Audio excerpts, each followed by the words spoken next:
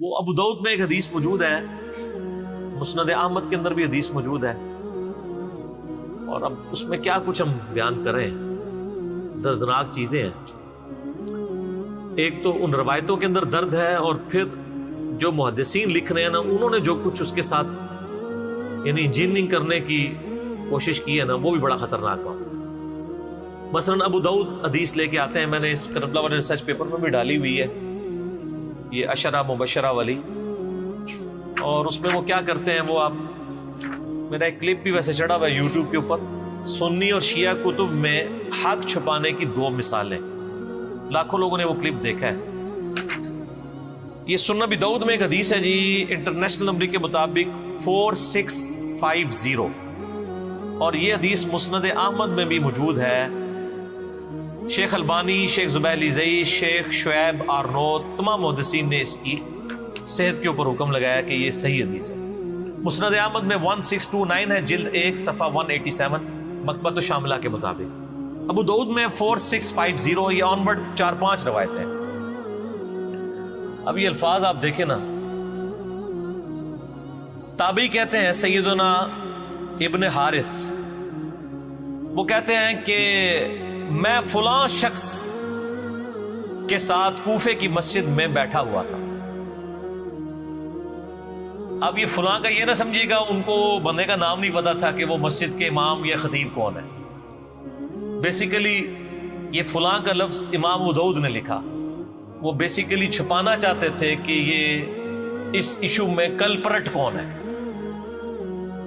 تو انہوں نے کہا کہ وہ ہم اس کا نام ہی فلاں کر دو، جس طرح وہ انگلش میں کہتے ہیں نا XYZ۔ لیکن یہی حدیث جب مسند احمد میں آتی ہے نا، تو اس میں فلاں کا نام بھی ہے کہ وہ کون ہے۔ تو ابھی آپ یہی مزہ لیں کہ فلاں شخص کوفے کی بڑی جامع مسجد میں پلنگ پہ بیٹھا ہوا تھا۔ اس وقت ظاہر ہے مسجد ہی ہیڈ آفس ہوتی تھی نا، اور وہ گورنر کوفہ بھی تھا، اور دور ہے حضرت معاویہ رضی اللہ تعالیٰ عنہ کا۔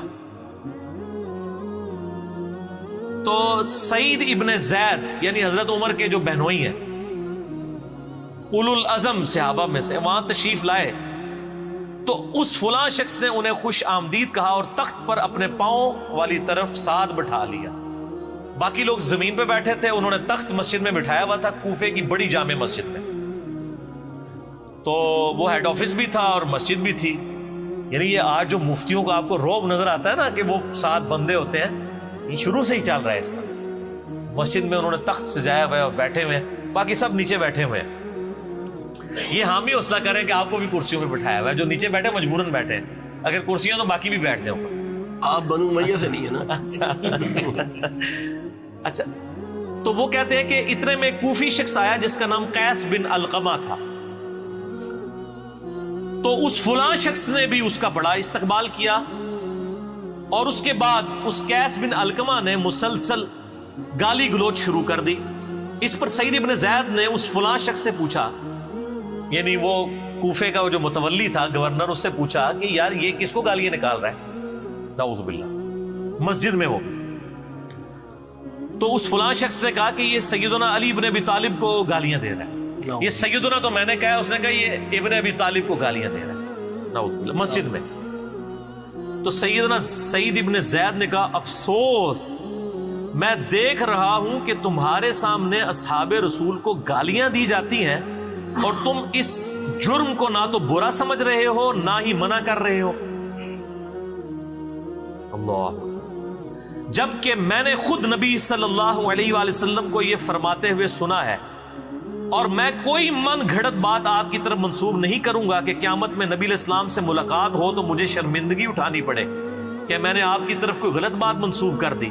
میں نے خود نبی علیہ السلام سے سنا تھا کہ آپ نے فرمایا کہ ابو بکر جنت میں ہے، عمر جنت میں ہے، عثمان جنت میں ہے، علی جنت میں ہے، طلحہ جنت میں ہے، زبیر جنت میں ہے، سعد ابن ابی وقاص جنت میں ہے، اور عبد الرحمن بن عوف بھی جنت میں ہے۔ اور اگر میں چاہوں تو 10ویں خوش نصیب کا نام بھی بتا سکتا ہوں۔ ادھر انہوں نے 9 نام بتائے، اور 9 میں سے 8 صحابہ ہیں اور ایک نبی علیہ السلام ہے، اور وہ کہتے ہیں میں 10ویں کا نام نہیں بتاتا اس والی یعنی طریق کے اندر جو ہے ابو عبیدہ ابن جرح کا نام نہیں ہے. پھر سعید ابن زید خاموش ہو گئے تو کوفے کی مسجد میں آوازیں بلند ہوئی کہ بتائیں وہ 10واں آدمی کون. تو انہوں نے کہا 10واں شخص میں ہوں، سعید ابن زید. انہوں نے عاجزی کی، اپنا نام نہیں بتانا چاہتے تھے. اور اس میں مسند احمد میں الفاظ ہیں، جب لوگوں نے کہا تمہیں اللہ کی قسم دیتے ہیں، تم نے کہا اللہ کا نام بہت بڑا ہے.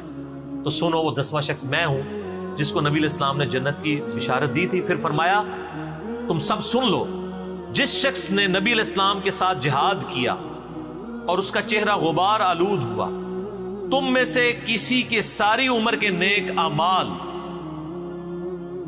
اس سے بہتر نہیں ہو سکتے، خواہ تمہیں حضرت نوح علیہ السلام جتنی عمر ہی کیوں نہ دے دی جائے. 950 سال بھی تم لگے رہو نا، تو جو حضور کا ساتھی تھا اور وہ جہاد میں شریک رہا اور اس کے چہرے پہ صرف مٹی لگ گئی، یہ تو عام بندے کی بات ہو رہی ہے. مولا علی نے تو جنگیں جتائی ہوئی ہیں بے شک. سر مولا علی تو بات ہی کوئی نہیں، وہ تو گل ہی کچھ اور ہے. وہ کہہ رہے عام بندے دی گل کر رہے ہیں، تو چہرے کہ تسی مولا علی تے پونک رہے ہو. اچھا اب امام ابو داؤد نے یہاں فلاں لکھا لیکن انہوں نے نام نہیں بتایا. لیکن ضمیر تو انسان کو ملامت کرتا ہے نا. آپ اندازہ کریں کہ یہ چیپٹر تھا خلافت کا جدھر انہوں نے یہ حدیث لی، اور اس میں یہ سارے ٹاپک ڈسکس کر رہے ہیں. اچانک نا یہ ساری حدیثیں لکھنے کے بعد نا ایک حدیث لے آتے ہیں وہاں. پہلے حدیث لے کے آتا ہے امام ابو داؤد کہ نبی علیہ السلام نے فرمایا کہ جن لوگوں نے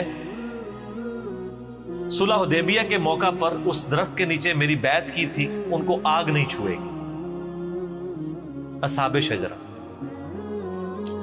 پھر اس کے بعد اچانک ایک حدیث لے کے آتے ہیں کہ صلح حدیبیہ کے موقع پر جب سہیل ابن عمرو نبی علیہ السلام کے ساتھ معاہدے کے لیے آیا تو بار بار آپ کی داڑھی کی طرف ہاتھ بڑھاتا تھا. ان لوگوں کو عادت ہوتی ہے نا داڑھی پہ ہاتھ رکھ کے بات کرنا ہے تھوڑی پہ، وہ کافروں کی طرف سے آیا ہوا تھا.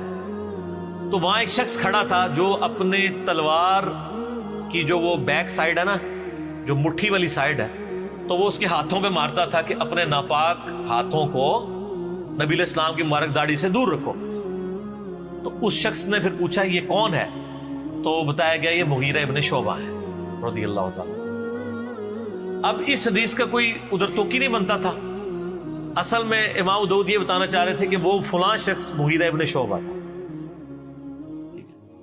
جو اصحاب شجرہ میں سے حضرت معاویہ کے دست راز تھے اور گورنر کوفہ تھے. یہی حدیث مسند احمد میں جب آئی ہے 1629 جلد 1 صفحہ 187 مکتبۃ شاملہ کے مطابق، اس میں تو واضح الفاظ ہیں کہ وہ کہتے ہیں کہ میں جو وہ کوفے کی جامع مسجد میں گیا تو وہاں پہ مغیرہ ابن شعبہ بیٹھے تھے اور اسی طریقے سے ان کے سامنے جو ہے نا وہ گالیاں شروع ہو گیا قیس بن علقمہ. اور وہاں پہ یہ بھی الفاظ ہیں کہ انہوں نے 3 دفعہ کہا اوئے مغیرہ اوئے مغیرہ اوئے مغیرہ. تو نبی کا صحابی ہو کے یہ کام کروا رہا ہے اپنے سامنے. چلو کسی اور بندے کو تو زیب دیتا. یہ سر کوئی ایرانڈ فڈڈ لوگ نہیں تھے جو صحابہ کرام پہ لعنت کروا رہے تھے مسجد میں بیٹھ کے. یہ وہ لوگ تھے جن کے آپ جھوٹے دفاع کریں. اور یہاں پہ تو اوئے مغیرہ ہے نا. دوسرے طریق جو ہے نا سنن نسائی الکبریٰ کے اندر سنن ابی داؤد میں کہ ڈیٹیل میں نے سارے اس ریسرچ پیپر میں واقعہ کربلا کا حقیقی پس منظر 72 صحیح الاسناد احادیث کی روشنی میں اکثر احادیث بخاری مسلم سے جمع کی 200 روایتیں آپ ڈاک میں مفت منگوا سکتے ہیں. +923215900162 موبائل نمبر ہے. صبح 9 سے ظہر تک اور شام کو عصر سے مغرب تک آپ رابطہ کریں اس نمبر کے اوپر. فری ڈاک آپ کے گھر یہ ریسرچ پیپر 200 روایتوں پہ مشتمل آ جائے گا. اہل سنت کی حدیث کی کتابوں سے، حکمرانوں کی تاریخ نہیں. اس میں میں نے یہ سارے طرق جمع کیے. ایک اور جگہ ہے کہ اس ظالم کو دیکھو کہ یہ مسجد میں کس طرح کے کام کروا رہا ہے، سیدنا علی کے اوپر یعنی لعنت کروا رہا ہے. اور کئی ایک طریقہ یعنی، لیکن یہ میرا پھر دل دکھتا ہے، میں پھر اپنے جذبات پہ قابو نہیں رکھ سکوں گا. میں نے صرف عشرۃ مبشرۃ بالجنہ کے تحت یہ روایتیں بیان کر دی ہیں. باقی آپ اس کو دیکھ لیں. تو بیسیکلی انہوں نے وہ 10 صحابہ کے جنتی ہونے والی حدیث اس لیے سنائی کہ تم جنتی شخص کے اوپر لعنت کروا رہے ہو مسجد میں بیٹھ کے. ٹھیک ہے. تو حضرت سعید ابن زید نے ان کو روکا. تو یہ آخری وقت تک یعنی اس طرح کی چیزوں کے مخالفت کرتے تھے.